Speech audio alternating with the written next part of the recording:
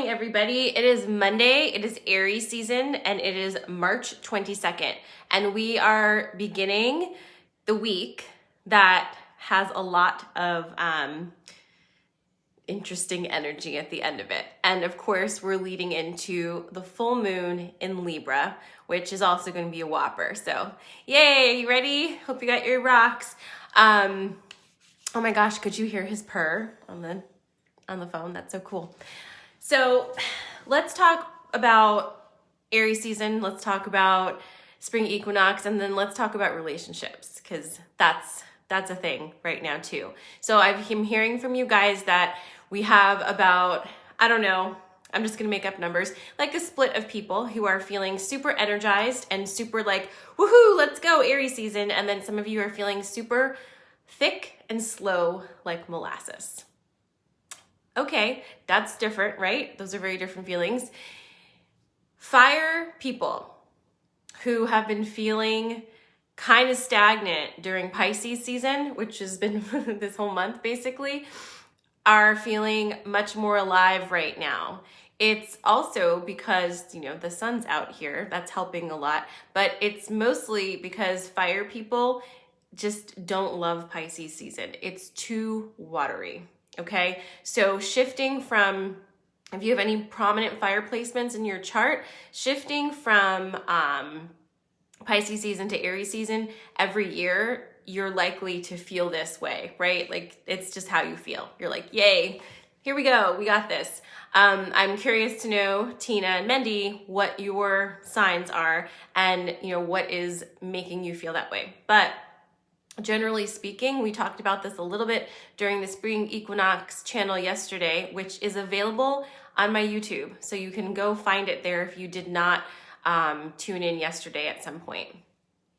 We talked about it a little bit yesterday, where if you have stuff that you haven't looked at yet, that you were like kind of, you know, Pisces season was like, look at this thing, you need to do this thing, and you're like, no, thank you, I don't want to.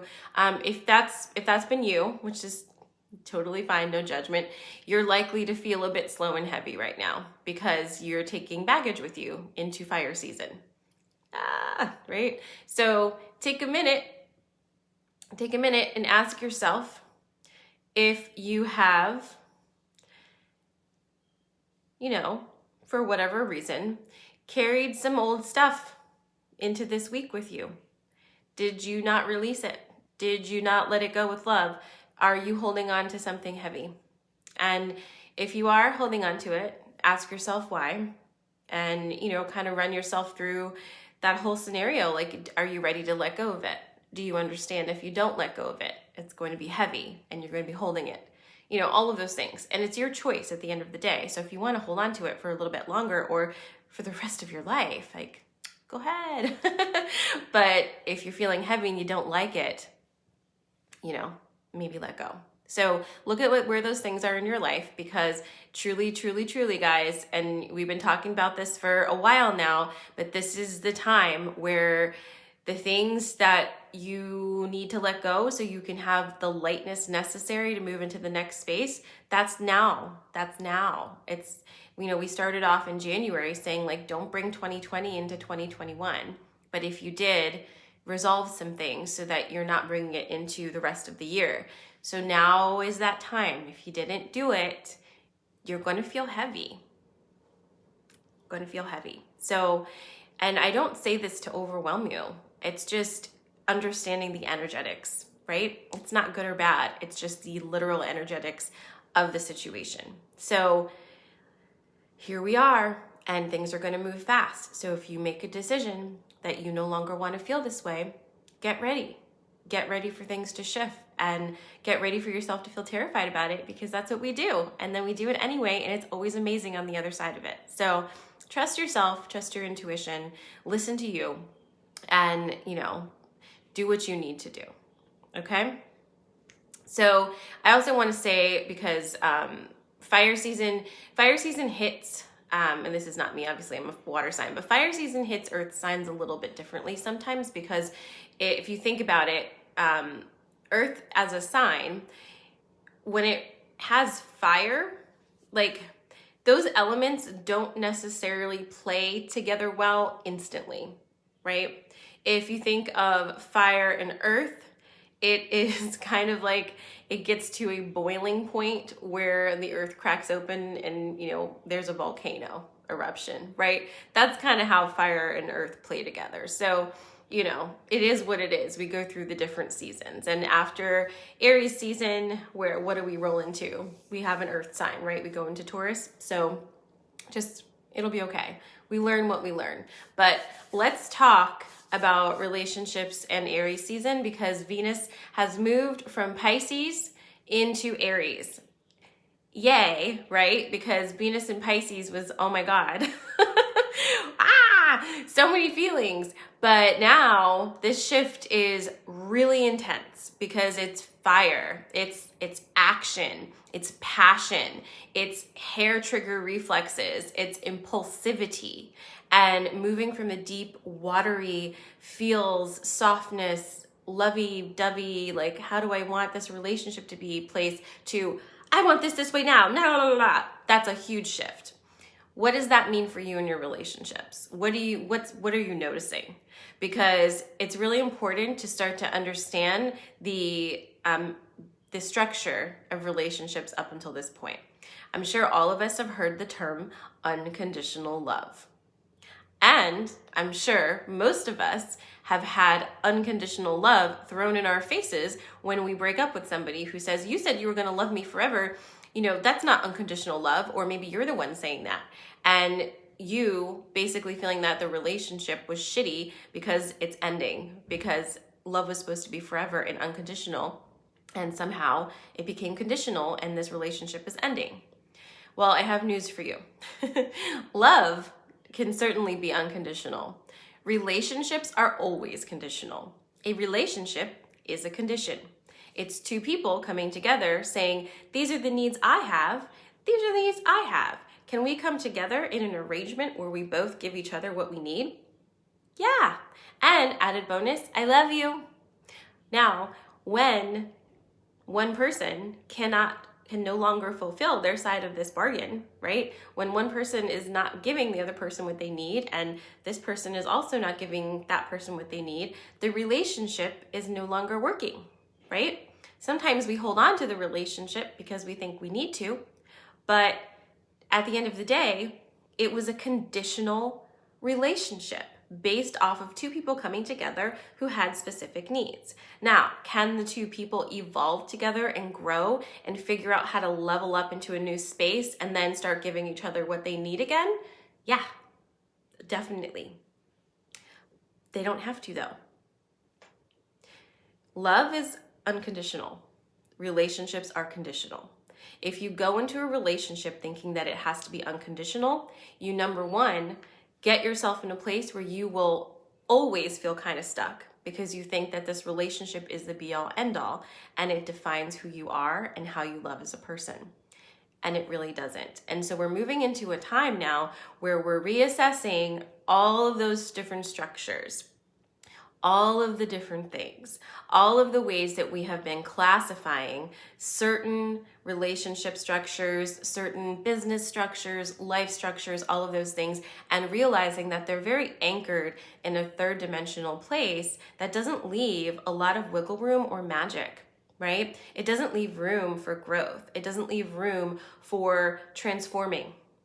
And moving into more of a fifth dimensional space with relationships means we realize that we can love somebody until the day we die. But that does not mean that we want to actually be in a relationship every single day with that person. And not judging yourself for that. And that doesn't mean you don't love them. It just means that the person you are in the now moment and the person they are in the now moment, they're not blending. They're not doing a good job doing life together. And if that is the case, it is the case. And it doesn't have to be this, horrible thing that happens that's like destroying your life. Because if you won't go into a relationship understanding that it is conditional, you're not going to have that trauma on the other side when things shift. So if you're in a relationship right now, you're likely feeling something. And I don't know what that is for you specifically, but relationships are under the looking glass at this time. We are looking at them. We went through the feels of them, and now we're moving into the action passion of them. So what is your relationship telling you right now? What did you learn when Venus was in Pisces about how you are in relationships and what you want out of them? And now, how can you apply that feeling knowledge to action if action is necessary? How do you, like we spoke about yesterday, create safe spaces for yourself that make you trust your own judgment and intuition and allow you to move through your life trusting your own guidance? How do you do that? Because relationships are a big part, obviously, of being human. We love relationships because we came here to connect with each other. It's one of our biggest joys to have that other person or many other people who we interface with, and we can see ourselves in them and they can see themselves in us. And we are just like, whew, this is amazing. I found somebody who gets me, right? And you can have many different kinds of relationships with people who get you. Absolutely. And we're also learning that. We're learning that we don't just need one person to fulfill all of our emotional needs. And when we put all of those needs on one person, how unfair and unkind that can be, because it's such a whole lot, right? And imagine the amount of honest communication that is required in a relationship, generally speaking, where every single aspect of your being needs to be covered by that person. And are you able to bring that level of communication to the relationship? Not me, because that's difficult, right? So thinking about relationships for the next, 21 days is a thing right now, but thinking about relationships in the next 21 days, observe how you feel. Observe what's moving fast and what isn't. And take note for yourself of what works for you and what doesn't. And without judgment, like, oh, this in a relationship doesn't feel good. Let me just take note of that so I know that for myself. This feels good. Let me take note of that. Take note of the relationships in your life that are non-romantic and what they are giving you, right? Because we've been in this place where friendships are shifting around, and they're about to shift around again. And they're probably already starting to, because it's spring equinox, it's spring season, and things come up out of the ground. So you're likely to be reconnecting with people that you haven't connected with in a while. Pay attention to how that energy feels. Pay attention to how your energy reacts with another person's energy. And then give yourself permission to act in your highest and best interest based off of how that energy feels and not out of obligation. We no longer have to do things because that's what we've always done. If you are still defaulting into that program, pull out a little bit and ask yourself why. That program is an autopilot program, and it doesn't take into account any of the things you've learned and integrated over the past, year and a half. It doesn't. It's just a default thing that we do. So pay attention to how your energy feels around every person all the time. Take note of those things. You will naturally gravitate toward people who fill you up, who make you feel good about yourself, and who have a reciprocal energy with you, meaning that they are so committed to their own energetic vibration that they will always meet you where you are. You can always trust that, okay, my friend's having a bad day. I know they're going to be okay, but I'm here to support them, because as it moves like this, they'll be there to support me. It feels very even. There's an equilibrium to the relationship. There isn't any toxicity. There isn't any clinginess. There's not, if you don't do this for me, I'm no longer going to be your friend. That energy doesn't exist. So seek out those things. And when you start to listen to your feelings and listen to your energy about this, you will naturally attract more of those people to you, because it'll feel very effortless, right?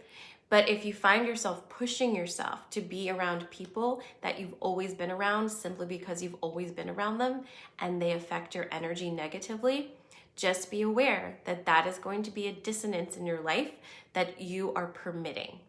And that's okay.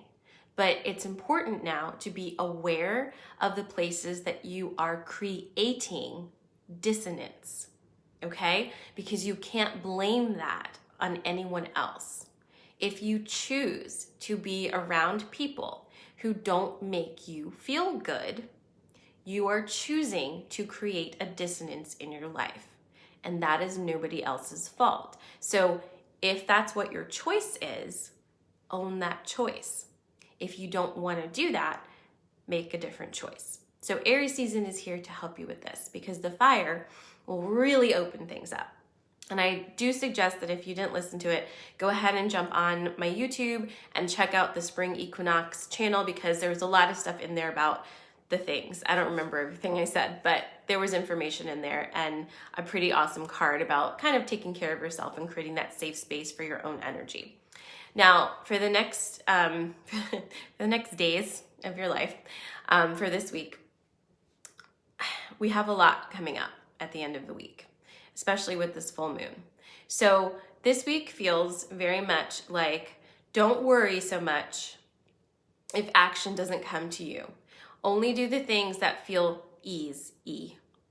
Ease is important right now. You will probably feel spurred to do certain things.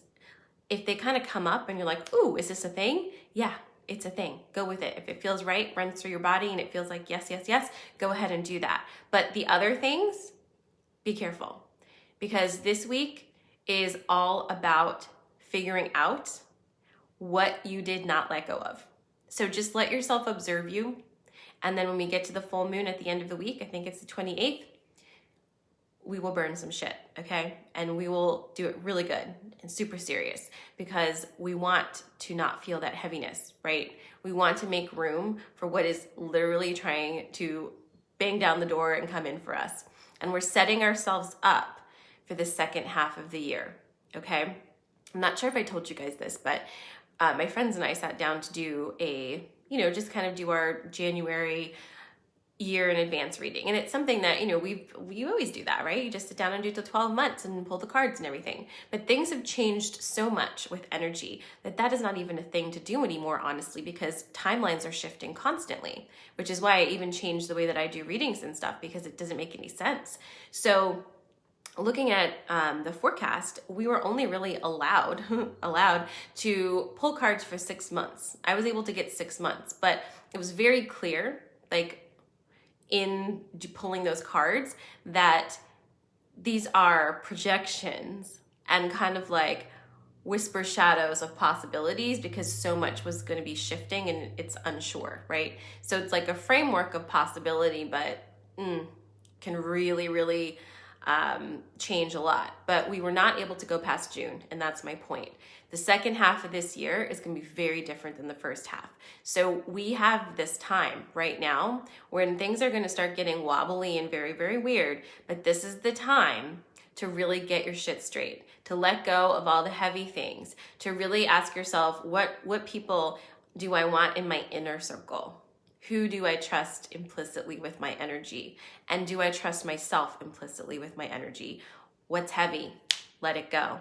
How do I prepare my energy for what's to come? And how do I teach myself that it's safe to flow with what is coming through for me, right? So as we move through this week, just take notice of anything that is heavy for you. Maybe jot it down on a piece of paper so that when we come to full moon call time, you can look at that and say very clearly, here are the areas that feel heavy to me. And they might surprise you if you just take note this week of what those areas are, because the obvious stuff will probably have been dealt with. Do you know what I mean? Like there's probably a few things that you were like, yes, this is what I need to release. It's very clear that this needs to change, yada, yada, yada. But there's likely something else that you've been autopiloting on, a behavior pattern, a way of thinking, who knows? But whatever it is, it's probably not what you think it is. So pay attention to your energy this week and what makes you feel heavy. Anytime you feel heavy, jot it down, what's going on. And then when we get to full moon, we're gonna look at that because I think it's gonna really illuminate for you what needs to go, okay? And then we can just burn it together. Claudia says the Equinox channel was amazing. It blew open my third eye and I had the most beautiful blue light stream through. I love that. Yes, if you didn't do it, there was a little activation towards the end that will kind of connect you and maybe offer you some magic. So I'm really glad to hear that. So that's what I have for today for Monday. I love you guys. I hope you have an amazing, amazing Monday in this beautiful Aries spring-like weather. I have opened up 2 30-minute readings for tomorrow. I forget what times I put, but if you click the link, if you're on Instagram, you can just go to my profile. If you click the link, you'll be able to go there and book. 2 readings for tomorrow. I don't know what I'm doing for the rest of the week, but if you want those, grab them. Those are 30 minutes of whatever you want, 30 minutes of my time. You can do whatever feels good to you.